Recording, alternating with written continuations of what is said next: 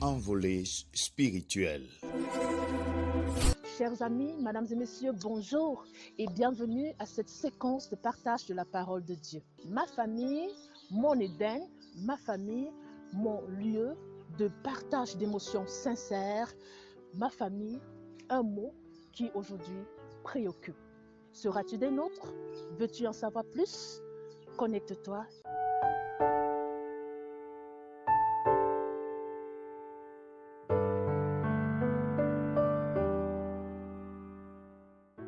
Shalom et bienvenue dans ce média alors que nous prenons cette nouvelle envolée spirituelle. Comme nous vous l'avons dit, depuis le début de cette semaine, nous parlons de la famille et des implications de cette famille. La vérité, c'est que notre monde ne va pas bien, les agressions vont galopantes, la criminalité est devenue presque banale.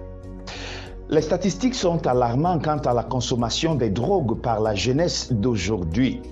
Les enfants sont de plus en plus rebelles. Il y a quelque temps, un enfant est allé dans son établissement avec un couteau et il a pu poignarder son camarade de classe parce qu'ils ont eu des désaccords en ce qui concernait le stylo à billes. Voilà la société dans laquelle nous vivons.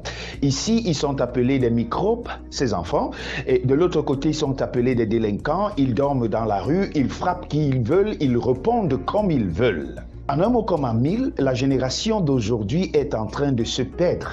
Et vous et moi, nous sommes en train de faire ce constat amer. Mais la réalité est que nous devons être justes dans le fait que si le monde va de mal en pis aujourd'hui, c'est en fait que quelque part nous avons échoué.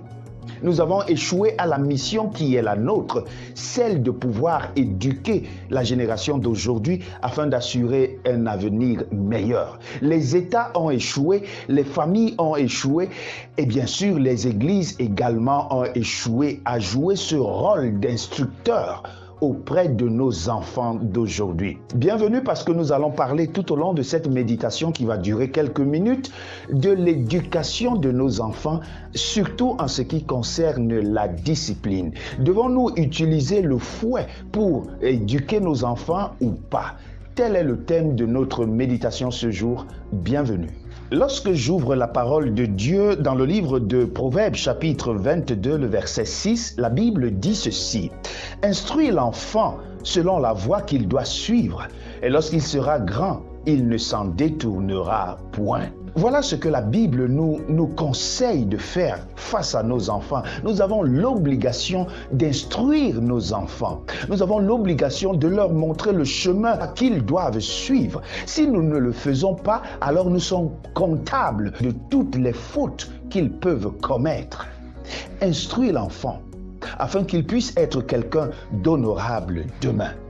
La question est donc celle de savoir est-ce que nous le faisons. Je vous ferai remarquer qu'il y a des pays dans lesquels il est interdit de fesser un enfant, il est interdit de châtier un enfant. Il y a des pays où il est interdit de le faire sous peine d'être emprisonné. Même si c'est le père qui venait à le faire, il serait coupable et pourrait être emprisonné. Il y a donc ce courant de pensée qui dit qu'on ne doit pas infliger une correction corporelle à son enfant. Il y a également un autre courant de pensée qui dit non, on ne doit pas infliger une correction physique à nos enfants, mais nous devons les priver de quelques droits qui sont les leurs. Qu'est-ce que la Bible en pense? Je vous invite à ouvrir vos Bibles et à découvrir le conseil de Dieu quant à ce sujet de la discipline. La Bible nous dit dans le livre de Proverbes chapitre 23, le verset 13, il est écrit: « N'épargne pas la correction à l'enfant. Si tu le frappes de la verge, il ne mourra point. » La Bible nous conseille d'utiliser la verge pour pouvoir discipliner nos enfants. Bien, je voudrais faire une précision ici. Nous ne faisons pas l'apologie des sévices corporels contre les enfants. Nous ne faisons pas l'apologie ici de la maltraitance des enfants. Ce n'est pas là le sujet aujourd'hui. Nous parlons aujourd'hui de la manière, de la méthode à utiliser afin que nous puissions nous rattraper, parce qu'il est évident qu'au jour d'aujourd'hui, l'éducation conventionnelle donnée à nos enfants ne les épargne pas de la délinquance. tout à fait au courant des maltraitances subies par des enfants qui sont frappés jusqu'à mourir, qui sont entraînés, enrôlés dans des armées et qui voient des atrocités de toutes sortes, qui sont violés par leurs parents et qui sont abusés de toute manière, de toutes sortes de façons. Ce n'est pas de cela dont nous parlons ici. La Bible nous dit ici que si nous laissons trop de liberté à nos enfants, si nous ne sommes pas autoritaires à des moments, si nous ne faisons pas comprendre à nos enfants que toute action donne lieu à une conséquence et qu'il faille être responsable, nous serons comptables de tout ce qu'ils pourront causer comme dégâts. Et bien c'est de ça qu'il est question.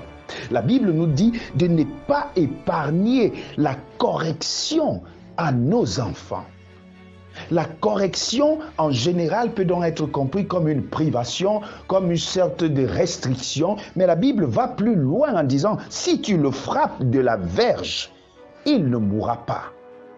Ailleurs, la Bible dira, qui aime bien châtie bien.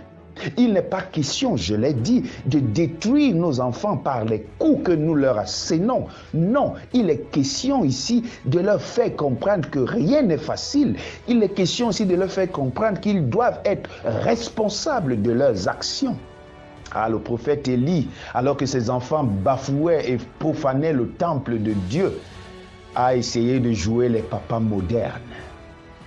La colère de Dieu s'est enflammée sur ses enfants et il a eu interdiction même de pleurer ses enfants.